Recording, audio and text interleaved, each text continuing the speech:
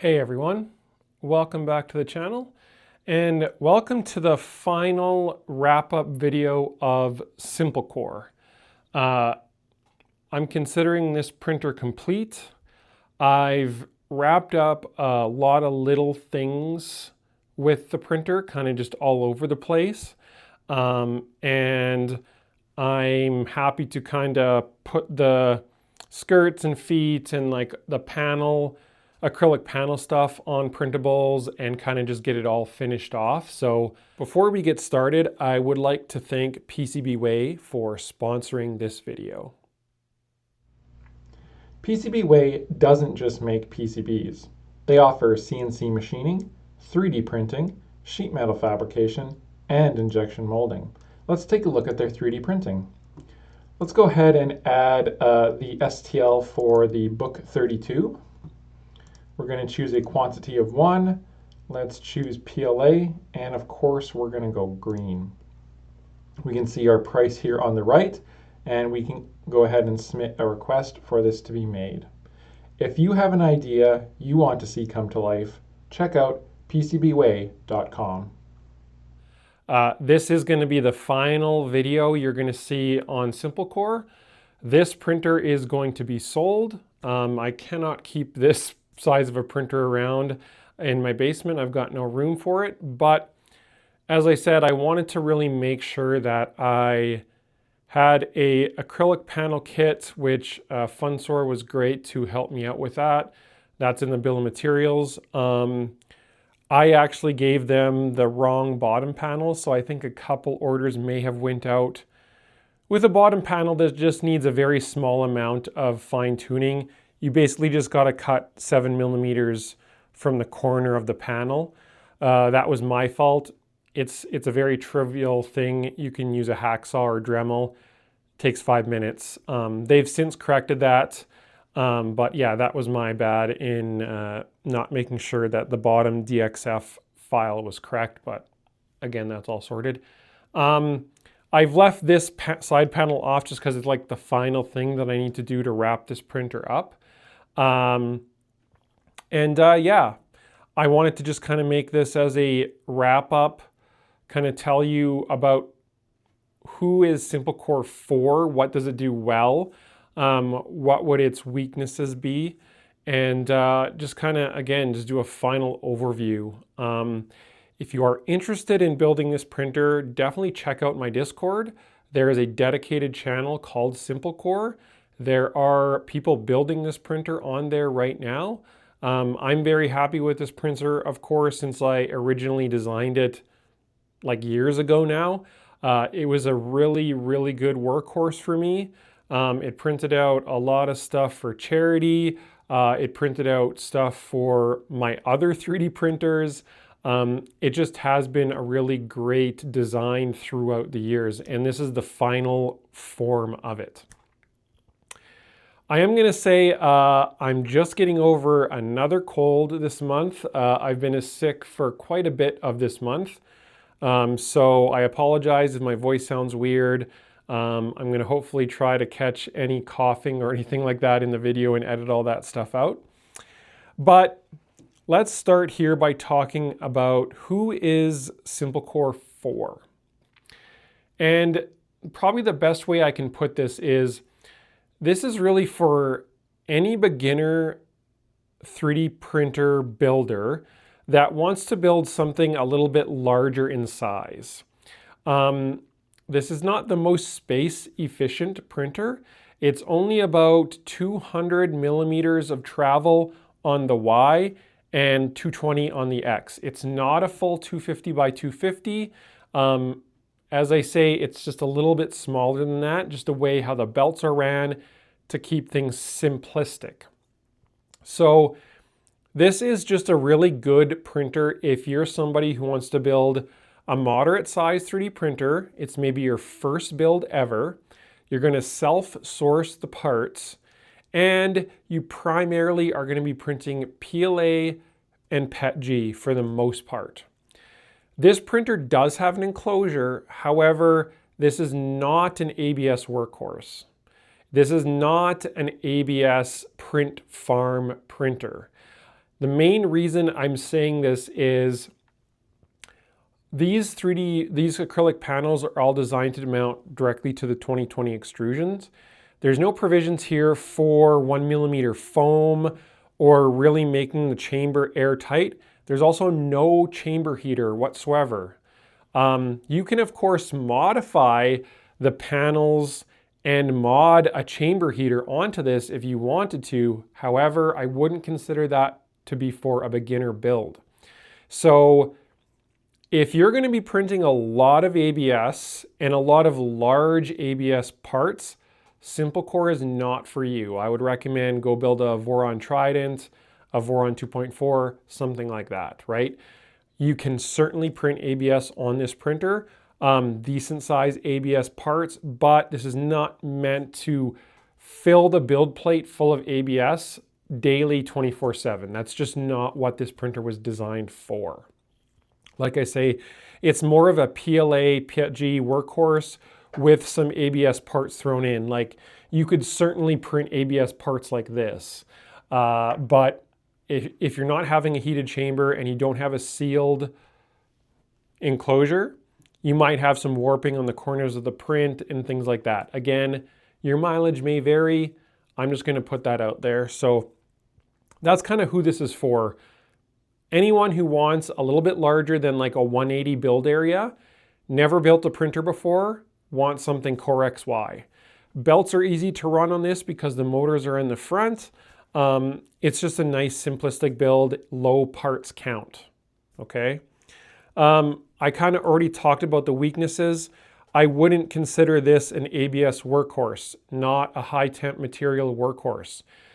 You could certainly make it into that if you wanted to.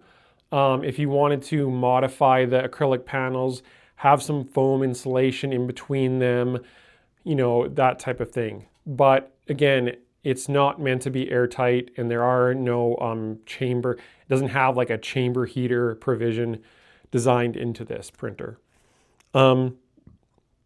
Build costs, it's really hard for me to put like a definitive build cost out there. This probably costs around $900 Canadian to build. Again, this is going to wildly differ depending on what country you live in, what parts you have on hand already, what parts you choose for this build. You could build this probably as cheap as $600.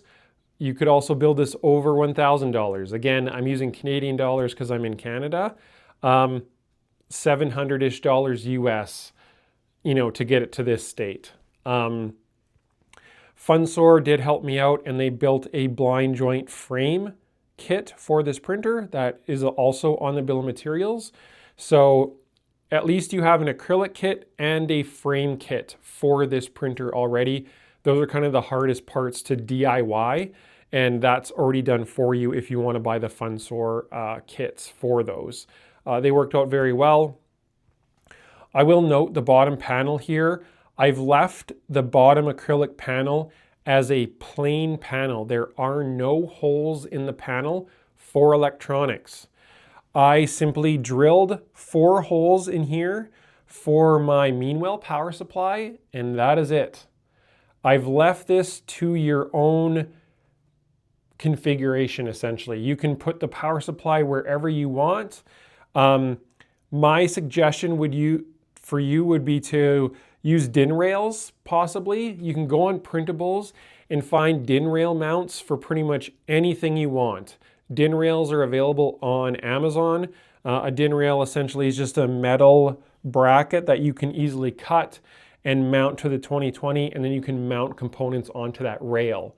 Gives you the ability to slide it along the rail wherever you want it. You can 3D print all of the rail connectors and things like that. So that would be the easiest way to do it. I simply bolted whatever I could to the 2020 extrusion on the bottom. I bolted my power supply to the bottom acrylic, and then I have my main board on the back of the printer. Very flexible on where your electronics go. You can put them in the bottom, on the back, however you see fit. So it is a flexible printer. I am planning on getting a cleaned up version of the CAD put onto Onshape. with the help of Canrog, I'm going to get him to add all of the bolts and hardware onto the CAD so that we can put it onto Onshape as a 3D reference. Again, this is not for you to export the files from. This is literally just going to be a link, whether it's from my website or from Printables, where you can just, without an account, click on 3D view and see a 3D representation of the printer. This is massively helpful for you on building this printer without a manual. It's a very easy printer to assemble, and it's much easier when you have a 3D view on your computer. And like I say, you do not need an account. You do not need to know how to use CAD in any way.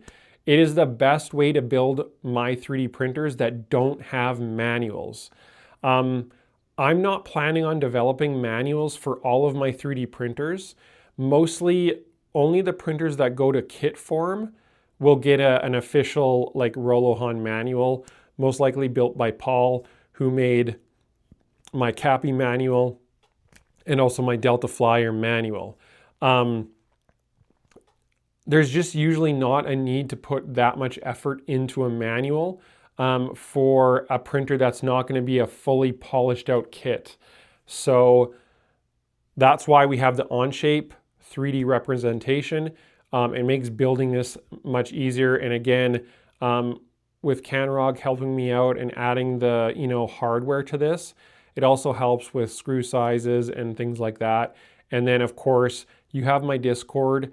If you join my Discord in the SimpleCore channel, there's a lot of people on there willing to help you out in your particular build. This printer is very customizable to be built the way you like. All of the parts you see here came from the Printables online, like STL files. So all the files are fully functional and working. The files you see here are available online. So everything works as it should, and I'm hoping people will continue to make mods. Printables is also the best way to find mods for this printer as well. Most of the time I'll have a collections for my printers. So I'll have a SimpleCore mods collection. Anyone who designs a mod, I will add into that collection, just post it on my Discord, and I can add it in as a mod in the collections. I also generally have that available on my website as well. I have fully updated my website. SimpleCore is not quite on there yet. It should be on there this week. And I'll have an actual link on there that says mods, and it'll take you right to the Printables collection for that 3D printer. So yeah, this is kind of how it turned out in its final form. I want to give you a printer that you can start with and either build it as is or heavily modify it. Just take components from it if you want to. It's very flexible, and it's meant to just get the community into 3D printing. And this is the real reason why DIY 3D printing is most likely not going anywhere, is if you're someone who wants full control over their 3D printer, this is still the only option, right?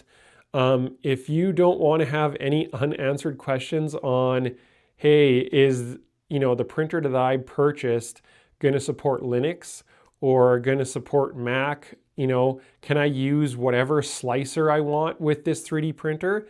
The only way to solve all those issues is to build a DIY 3D printer, because it's fully open source, it's unlocked, you can use it however you like.